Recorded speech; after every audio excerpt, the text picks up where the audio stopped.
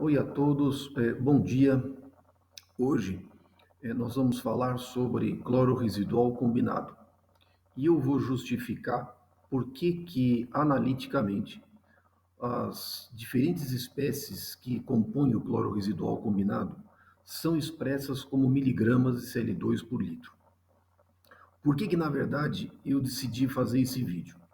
Porque recentemente eu fiz um total de 3 vídeos explicando as reações do cloro com nitrogênio amoniacal. Nós falamos no primeiro vídeo sobre a teoria dessa reação. No segundo vídeo, nós falamos sobre as implicações dessa reação em estações de tratamento de água. E no vídeo 3, nós falamos sobre as implicações dessas reações de cloro e amônia no tratamento de águas residuárias. E aí, naturalmente, são formadas um conjunto de espécies que nós chamamos de cloraminas, que é a somatória, teoricamente, de 3 espécies: a monocloramina, a dicloramina e a tricloramina.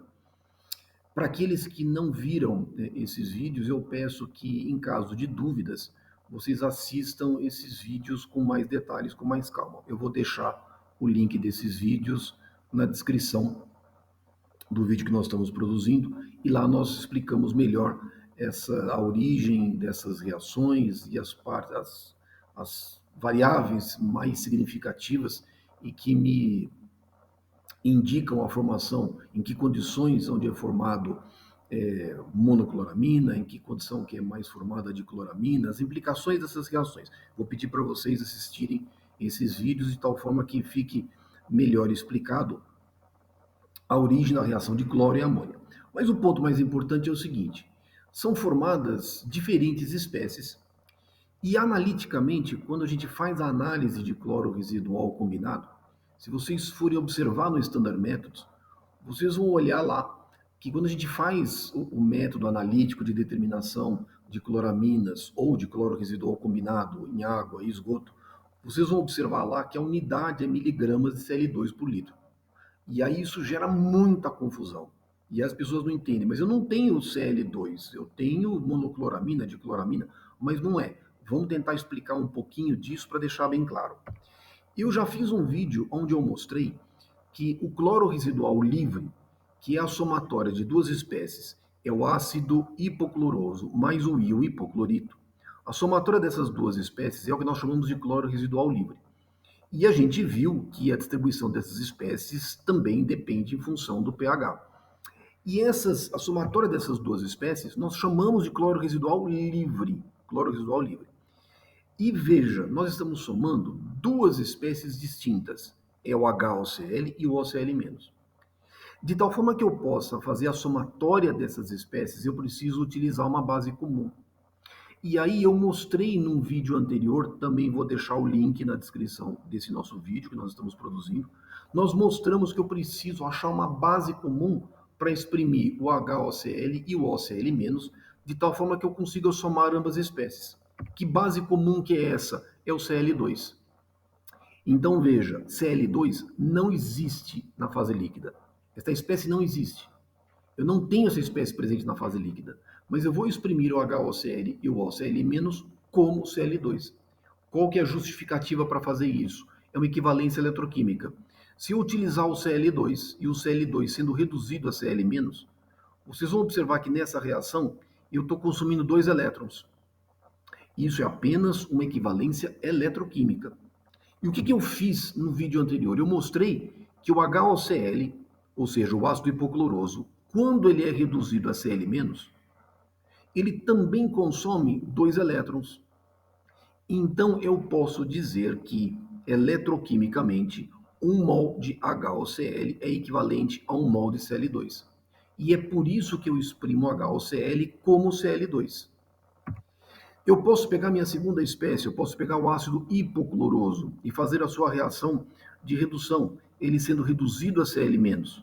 E vocês vão observar nessa redução que ele também consome 2 elétrons. Portanto, 1 mol de OCl- é equivalente eletroquimicamente a 1 mol de Cl2. Então, com base nesta equivalência, o que eu digo? Eu posso, portanto, exprimir todas as minhas concentrações de HOCl e de OCl- como miligramas de Cl2 por litro. Ou seja, a partir do momento que eu tenho uma base comum, eu posso somar ambas as concentrações e aí a somatória de ambas as concentrações nós chamamos de cloro residual livre. É uma equivalência eletroquímica. Isso nós já vimos anteriormente. Mas nós vimos também nos vídeos anteriores que em presença de nitrogênio amoniacal, o cloro HOCl reage com o nitrogênio amoniacal, formando uma primeira espécie que é a monocloramina. E nós vimos que a monocloramina, também em presença de cloro residual livre, o HOCl, ele reage formando a dicloramina. E a somatória dessas duas espécies, a monocloramina e a dicloramina, nós chamamos de cloro residual combinado. Quando nós fazemos a análise de cloro, a gente consegue identificar as diferentes espécies, cloro residual livre e cloro residual combinado. E a questão é a seguinte: para que eu possa somar essas espécies, veja que são espécies diferentes. Aqui eu tenho monocloramina, aqui eu tenho dicloramina, são espécies diferentes. Para que eu possa somar, eu também preciso colocar numa base comum. E como é que eu vou fazer isso? Eu vou mais uma vez buscar uma equivalência eletroquímica. Lembrando que o Cl2, na hora que ele é reduzido a Cl-, ele consome 2 elétrons. Eu vou fazer a mesma reação, vou escrever agora uma reação, onde eu tenho a monocloramina sendo reduzida a Cl- e NH4+. Se eu fizer o equilíbrio dessa reação, vocês vão observar que 1 mol de monocloramina também vai consumir 2 moles de elétrons. Portanto, eu posso dizer que 1 mol de monocloramina é equivalente a 1 mol de Cl2. Mais uma vez, isso é apenas uma forma de exprimir. Quando eu digo que a concentração de monocloramina é 4,2 miligramas de Cl2 por litro, eu não tenho Cl2, eu tenho monocloramina, eu apenas estou exprimindo de uma outra forma. Eu posso fazer a mesma equivalência agora para a dicloramina. Eu vou pegar a dicloramina e agora eu vou reduzi-la a Cl- e NH4+. E esta reação, vocês vão perceber que 1 mol de dicloramina consome 4 moles de elétrons. Portanto, eletroquimicamente, 1 mol de Cl2 é equivalente a 2 moles. 1 mol de dicloramina é equivalente a 2 moles de Cl2. Então, com base nesta equivalência, eu posso dizer que 1 mol de ácido hipocloroso é equivalente a 1 mol de Cl2. 1 mol de hipoclorito é equivalente a 1 mol de Cl2. 1 mol de monocloramina é equivalente a 1 mol de Cl2. 1 mol de dicloramina é equivalente a 2 moles de Cl2. Portanto, eu posso exprimir todas as minhas concentrações como Cl2 por litro. Ou seja, quando a gente faz a análise, inclusive a gente tem um vídeo na disciplina de qualidade da água, onde a gente mostra como são efetuadas essas análises de cloro residual livre, cloro residual combinado. Também vou colocar na descrição do vídeo o link, caso vocês queiram assistir. Quando vocês observam essas concentrações, quando a gente faz a análise e nós calculamos as concentrações, todas elas são expressas como miligramas de Cl2 por litro. Ou seja, é apenas uma equivalência eletroquímica, de tal forma que eu possa somar essas concentrações. Por quê? Porque muitas vezes eu posso querer somar, por exemplo, uma concentração de cloro residual livre com uma concentração de cloro residual combinado. A somatória dessas concentrações de cloro residual livre combinado, nós chamamos de cloro residual total. E o cloro residual total, para que eu possa fazer essa somatória, eu tenho que exprimir essas unidades em miligramas de Cl2 por litro. Por isso que eu preciso ter sempre uma base comum. Eu preciso exprimir essa base como miligramas de Cl2 por litro. Tá bom? Então, com isso, nós conseguimos tirar essas dúvidas de por que concentrações de cloro residual combinado são expressas como miligramas de Cl2 por litro. Por que concentrações de cloro residual livre também são expressas como miligramas de Cl2 por litro. E com isso a gente consegue justificar e entender. Na hora em que eu consigo colocar nessa base comum, eu consigo, por exemplo, fazer gráficos, aonde já apresentamos também anteriormente, quando eu faço análises de, por exemplo, o que espécies preponderantemente são formadas quando eu reajo cloro com nitrogênio amoniacal em diferentes bases mássicas. E aí vai aparecer monocloramina, dicloramina, vai aparecer cloro residual livre, de forma que eu possa somar essas concentrações, elas precisam estar numa base comum. Então, olha aqui, cloro expresso como miligramas de Cl2 por litro. Mas essa espécie, mais uma vez, ela não existe.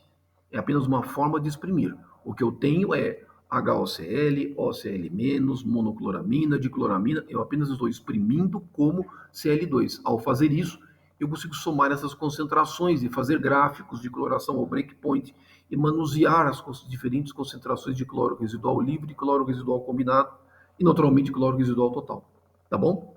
Então, com isso, eu espero conseguir ter dirimido as dúvidas de muitas pessoas que me mandam alguns comentários nos vídeos, por que aparece miligramas de Cl2 por litro quando a gente fala em reação de cloro com amônia. Está aí a explicação e esse é o motivo, tá bom?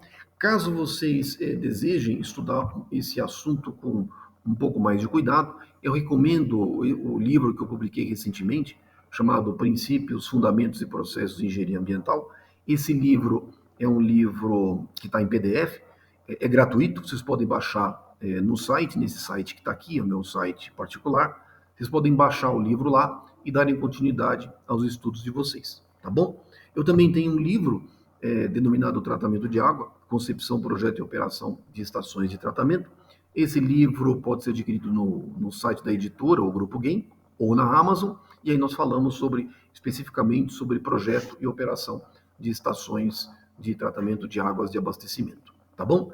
Então, se alguém tiver algum comentário, alguma dúvida, coloque nos comentários nesse vídeo. Se alguém tiver alguma sugestão de assunto que a gente possa tratar em vídeos a serem futuramente produzidos, também coloquem na descrição do vídeo, na medida do possível.